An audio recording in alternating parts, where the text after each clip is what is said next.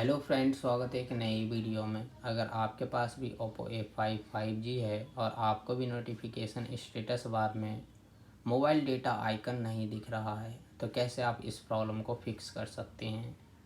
तो चलिए वीडियो करते हैं स्टार्ट। सबसे पहले आपको अपने फ़ोन में नोटिफिकेशन स्टेटस बार को करना है ओपन। उसके बाद आपको इस टाइप का इंटरफेस देखने को मिलेगा। यहाँ पर देखेंगे तो आपको मोबाइल डेटा का आइकन देखने को नहीं मिलेगा। सबसे टॉप में राइट साइड में 3 डॉट का ऑप्शन मिलेगा, क्लिक करना है। एडिट टूल्स पर क्लिक करना है। सबसे टॉप में राइट साइड में 3 डॉट का ऑप्शन मिलेगा, क्लिक करना है।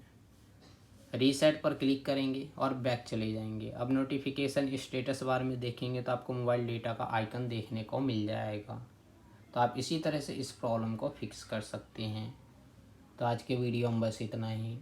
और हमारे वीडियो देखने के लिए share, subscribe, like, bell icon का बटन ज़रूर दबा दें ताकि नाले वीडियो का नोटिफिकेशन आपको मिलता रहे। मिलते हैं नेक्स्ट वीडियो में एक नई टॉपिक के साथ। तब तक के लिए नमस्कार।